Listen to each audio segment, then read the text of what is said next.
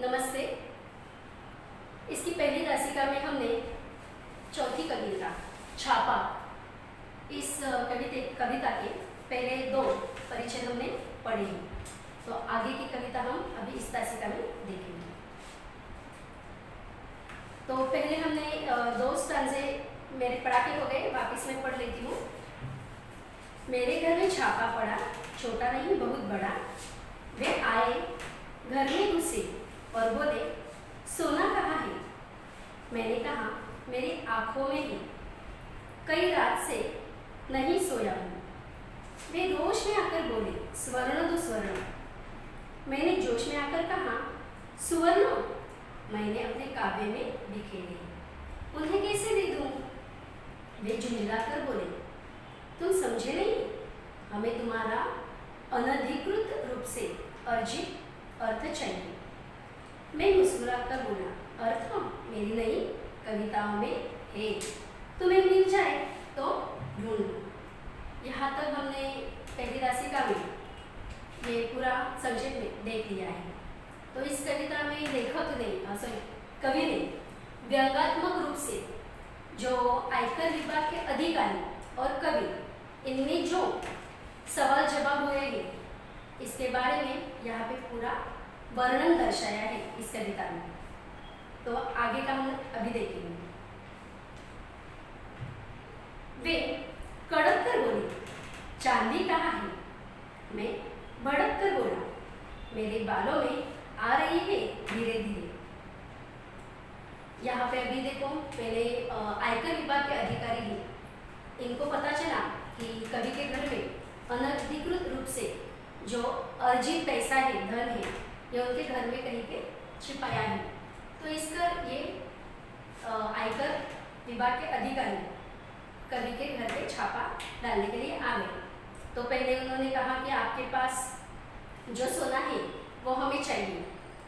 सोना का मतलब भी व्यंग्यात्मक रूप से कवि ने जवाब दिया। तो बाद में ये जो अधिकारी उन्होंने कहा कि हमें स्वर्ण चाहिए। ये भी कवि को समझ में नहीं आया होगा, इसलिए उन्होंने वापिस अलग अलग तरीका आजमाया है ताकि कवि के पास जो अनधिकृत पैसा है वो हम उनको निकलवाना था। इसलिए उन्होंने अभी क्या कहा, हमें आपके पास जो चांदी है वो सिल्वर चांदी है वो हमें चाहिए। वो कड़क कर बोले, कड़क कर का मतलब है गुस्सा आके, गुस्से में आकर। वो अधिकारी क्या बोले कि हमें चांदी चाहिए, चांदी कहाँ है? तो इस पर भड़क कर कवि ने भी जवाब दिया कि मेरे बालों में क्या हो रही है, आ रही है धीरे धीरे। जिस प्रकार आम आदमी की बहुत सी समस्याओं को डटकर सामना करना पड़ता है और उनकी जो उम्र है, इस उम्र के मुताबिक उनके बाल सफ़ेद हो जाते हैं। तो इस बढ़ती हुई उम्र को देखकर कवि ने क्या कहा कि आपको जो चांदी चाहिए वो चांदी जो है वो मेरे बालों में है। आप देख सकते हैं वो चांदी कहाँ है। मैंने कहा कि छिपाई नहीं है, वो आपके सामने है, एक सफ़ेद हुए बाल। ऐसे व्यंग्यात्मक जवाब कवि ने दिया। वे उभ्रांत होकर बोले, उभ्रांत भ्रम में पड़ा हुआ। यहाँ पे लिखा है देखो, उभ्रांत भ्रम में पड़ा हुआ। अभी कवि यहाँ पे ऐसे व्यंग्यात्मक रूप से जवाब दे रहे हैं। ये सुनकर ये अधिकारी के छापा डालने के लिए आ गए थे, वो सब भ्रम में पड़ गए कि क्या सामने से ऐसे बोल रहे हैं, हम जो पूछ रहे उसके जवाब कुछ अलग तरीके से दे रहे हैं। फिर भी वो नई नई तरह की नई जो तराने हैं उस तरानों की तरह वो पूछ रहे हैं, क्या है आपके पास? सुवर्ण है क्या? धन है क्या? पैसा है क्या? हमें चाहिए। अभी चांदी भी पूछा, फिर वो भी नहीं है। वो भ्रम में पड़ गए। यह बताओ तुम्हारे नोट कहाँ है? देखो अभी वापिस यही अनधिकृत पैसा कवि के पास है या नहीं, ये जानने के लिए उन्होंने वापिस क्या किया, नए तरीके से पूछा कि आपके पास नोट है क्या? नोट का मतलब रुपए, पैसे। परीक्षा से 1 महीने पहले तैयार करूँगा तैयार। तो कवि ने भी क्या कहा है कि नोट ना, जो नोट है वो मेरे पास अभी तो है नहीं, लेकिन मैं कब निकलवाता हूँ, तो जब परीक्षा के लिए 1 महीना बाकी है तब मैं नोट तैयार करने के लिए, लिखने के लिए ले लेता हूँ। वे गरज कर बोले, हमारा मतलब आपकी मुद्रा से है। यहाँ पे आयकर विभाग के अधिकारियों ने मुद्रा पूछी। मुद्रा का मतलब है सिक्का, कॉइन। वे गरज कर बोले, हमारा मतलब है आपकी मुद्रा से है। वे लरज कर का मतलब है कांपते हुए, डर के मारे कांपना। यहाँ पे लिखा है देखो, कांप कर।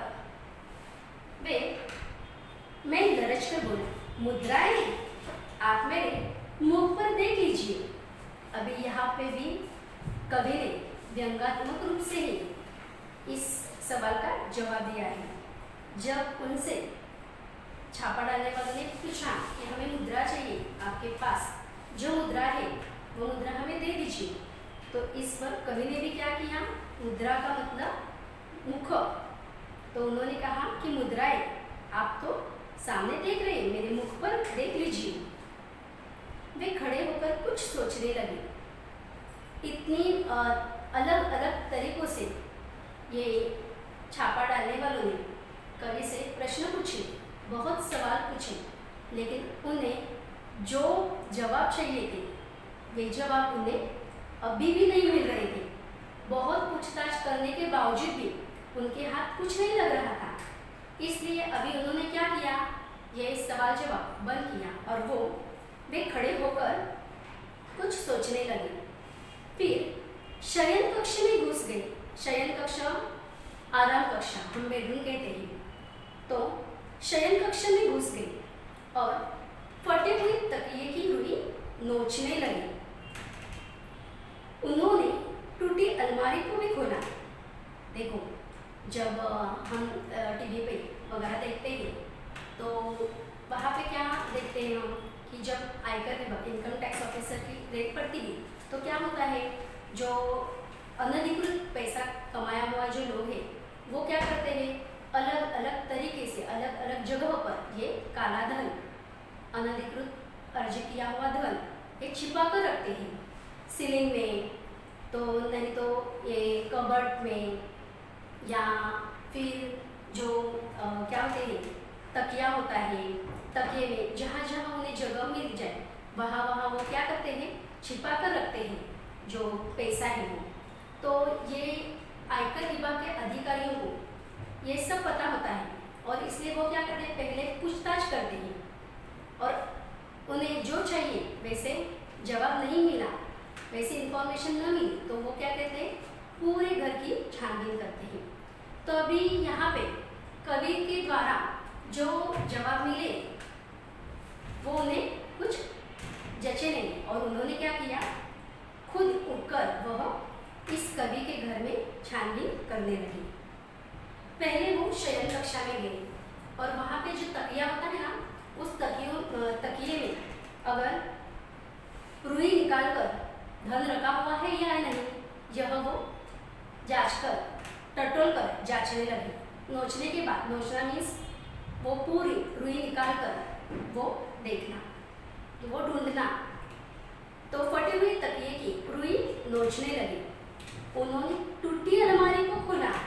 देखो, कवि के घर की जो परिस्थिति, आर्थिक स्थिति हमें इस वाक्य से पता चलती है। तो पहले है फटा हुआ तकिया। फटा हुआ तकिया आम आदमी की जो सर्वसामान्य परिस्थिति है, इस परिस्थिति हमें इस वाक्य से पता चलती है। जो तकिया है वो भी फटा हुआ है, अलमारी है वो उन्होंने खोल कर देखा, लेकिन खोलने की ज़रूरत ही नहीं है क्योंकि उनके पास, अगर कवि के पास पैसा होता तो वो अलमारी अच्छे से तो बनवा लेते, लेकिन कवि के घर में जो अलमारी है वो कैसी है, टूटी है। तो ये इनकी आर्थिक परिस्थिति, दयनीय परिस्थिति, आम आदमी की जो आर्थिक परिस्थिति है ये हमें इस वाक्य से पता चलती है। तो उन्होंने टूटी अलमारी को खोला, रसोई की खाली पीपियों को भी टटोला। जो बड़े बड़े अनाज रखने के बड़े बड़े बर्तन होते हैं प्लास्टिक के वगैरह, तो ये पीपीओ को भी उन्होंने टटोला। टटोला का मतलब वो इसमें जो सामान होता है रखा हुआ वो निकालकर वहाँ सब देखना, ढूंढना पैसे है या नहीं। बच्चों की गुल्लक तक देख डाली। बच्चों की गुल्लक, गुल्लक हम जो बच्चे छोटे से डिब्बे में पैसे जमा करके रखते हैं, पिगी बैंक कहा जाता है, तो वो गुल्लक भी उन्होंने देख डाली। पर सब में मिला एक ही तत्व, खाली। अभी ये जो छापा डालने के लिए आए थे, इन्होंने सभी जगह जो जो चीज़ें थी वो सब उन्होंने ढूंढ निकाली, लेकिन सभी जगह उन्हें क्या मिला? सभी चीज़ें खाली पड़ी मिली, कुछ नहीं था उसमें। पर सब में मिला एक ही तत्व, खाली। कनस्तरु, कनस्तरु का मतलब है टीन का पीपा। कनस्तर, टीन का पीपा। कनस्तरों को, मटकों को ढूंढा। जो मिट्टी के बर्तन होते हैं पानी रखने के लिए, तो ये मिट्टी के बर्तन, मटकों को भी उन्होंने ढूंढा। सब में मिला शून्य ब्रह्मांड। शून्य ब्रह्मांड का मतलब है पूरा रिक्त संसार, पूरा खाली पड़ा हुआ घर, रिक्त संसार। देखकर मेरे घर में ऐसे अरण्य कांड, उनका खिला हुआ चेहरा क्या हुआ? मुरझा गया। देखो यहाँ पे भी इस कवि ने पहले ही हमें पता चले कि उनकी परिस्थिति कैसी है, दयनीय है। सभी वस्तुएं कैसी मिली? खाली।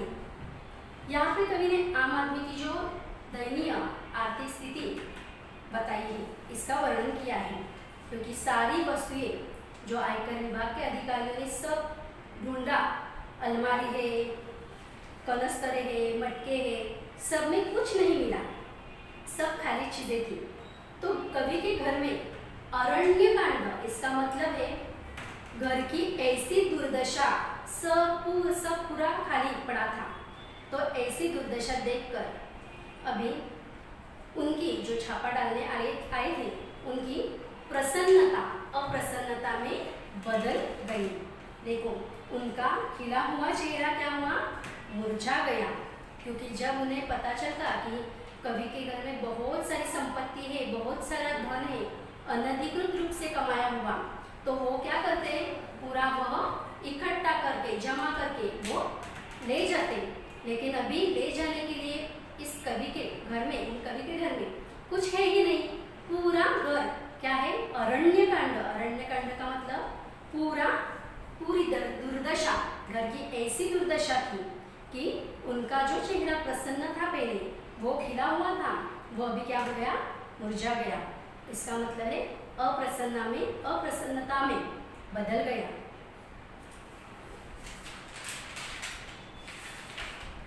और उनके बीच सूक्ष्म हृदय में रौद्र रूप की जगह करुण रस समा गया।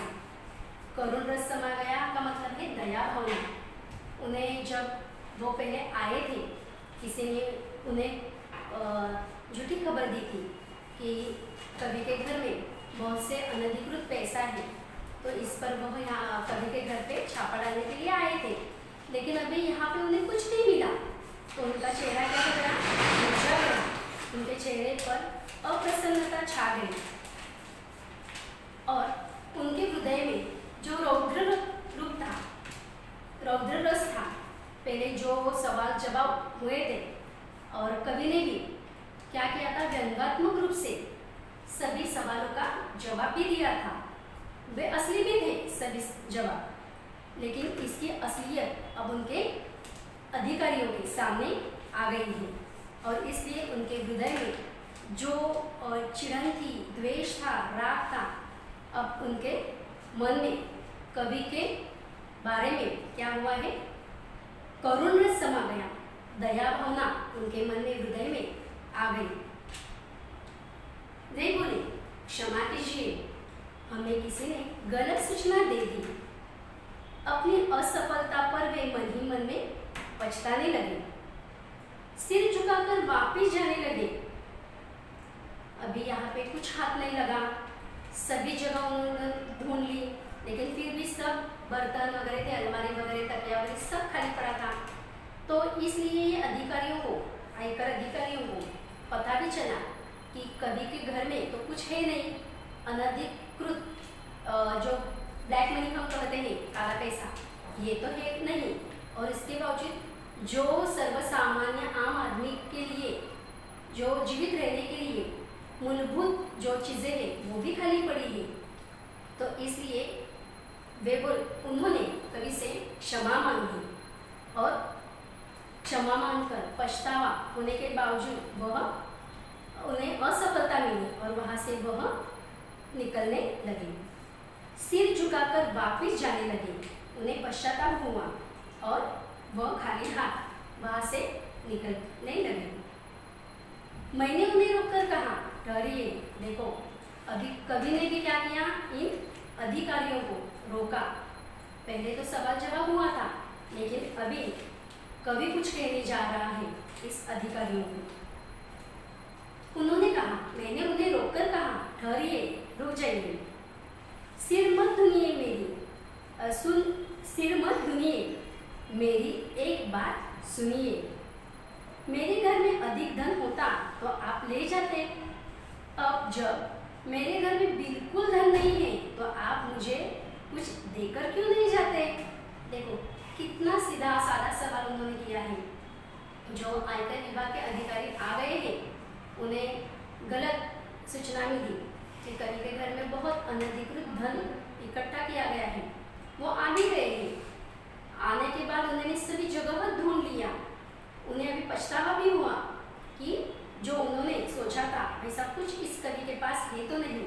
अभी वो सिर झुकाकर, उन्हें पछतावा हुआ और सिर झुकाकर वो क्या कर रहे हैं, जा रहे हैं। अभी कवि कह रहे हैं कि देखो, आप तो आ गए मेरे घर पे, आपने मुझसे जो सवाल पूछे उसके मैंने जवाब भी दे दिए। आपने सभी जगह ढूंढ लिया, फिर पैसा जो धन था वो आपको मिला भी नहीं। अभी आप मेरे घर आए, अगर कुछ मिल जाता, अनधिकृत रूप से जमा किया हुआ धन आपको अगर मिल जाता तो आप क्या करते? वो सारा अपने साथ ले जाते। लेकिन अब क्या है परिस्थिति? अभी तो कुछ नहीं है मेरे घर में, ये भी आपको पता चला है। मेरे पास कुछ नहीं है, तो कम से कम मेरा जो खाली घर है उस घर में आप कुछ रुपए पैसे धन देकर तो जाइए। जिनके घर सोने चांदी के पलंग और सोफे हैं, उन्हें आप निकलवा लेते हैं। जो आयकर विभाग के अधिकारी होते हैं, अनधिकृत रूप से जमा किया हुआ, इकट्ठा किया हुआ धन है, तो वो क्या करते हैं, अपने साथ लेके जाते हैं। तो ऐसे कमाए हुए धन से जो अमीर लोग होते हैं, काला पैसा जमा किए हुए, वो क्या करते हैं, सोने के चांदी के पलंग, सोने चांदी के बर्तन ये बनवा लेते हैं। और ये आयकर विभाग के अधिकारी आते हैं छापा डालने के लिए, तब वो क्या करते हैं, पूरा का पूरा ये सोने चांदी का अनधिकृत रूप से कमाया हुआ धन को ले जाते हैं और सरकार में जमा करवाते हैं। तो उन्हें आप निकलवा लेते हैं, बहुत अच्छी बात है, निकलवा लीजिए। अभी यहाँ पे कभी भी ऑब्जेक्शन नहीं ले रहा है। वो क्या कर रहे हैं कि आपकी ये जो आप ये जो काम करते हैं वो बराबर है। आपकी ये जो अधिकारियों का छाप डालना और वो सब ब्लैक मनी है वो इकट्ठा कर सरकार की तिजोरी में जमा करना, ये सब अच्छी बात है। फिर भी जिनके घर में बैठने के कुछ भी नहीं है, उनको यहाँ कम से कम एक तब तो डलवा दीजिए। कवि कहते हैं कि जिनके घर में बहुत से सोने चांदी के पलंग आप ले जा सकते हैं, जो अनधिकृत रूप से कमाया हुआ धन है वो ले जा सकते हैं, ये बराबर भी है, इसे ही करना चाहिए। लेकिन जिनके पास कुछ भी नहीं है तो उनके पास आप कुछ तो रख जाइए बैठने के लिए। जब बाहर के जो गेस्ट आते हैं वो बैठने के लिए उनके आम आदमियों के घर में, तब जो हम कॉट वगैरह कहते हैं ना, वो भी उनके घर पे नहीं होता है। तो आप कम से कम वो तो डलवा दीजिए, इतना तो पैसा दीजिए। अगर हमारे घर में मेहमान आएंगे तो वो किस पर बैठेंगे, तो ये तब पर बैठ सकते हैं। तो ये सोने चांदी के जो क्या कहते हैं पलंग वगैरह ले जाते हैं, तो लकड़ी का जो तख्त है वो तो रखवा दीजिए। तो प्रकार यहाँ पे कवि ने क्या कहा है, इस आयकर विभाग की कार्य प्रणाली पर उन्होंने व्यंग करते हुए कहा है कि अनधिकृत धन को जब्त करने की उनकी तो प्रशंसा की ही जा सकती है, करनी ही चाहिए, ये बराबर है। लेकिन जो गरीब है परिवार, सर्वसामान्य आम आदमी जिनके घर में कुछ भी नहीं है, तो उन परिवारों की मदद करने का यहाँ पे सुझाव भी अप्रत्यक्ष रूप से कवि ने दिया है। तो इस प्रकार व्यंग्यात्मक रूप से कवि ने आयकर विभाग की कार्यप्रणाली पर दृष्टिक्षेप डाला है। तो अभी मैंने जो कविता पढ़ाई है उसके जो शब्दार्थ है, कठिन शब्द और मुहावरे यहाँ पे लिखे हैं, तो आप ये अपनी बुक में लिख लीजिए।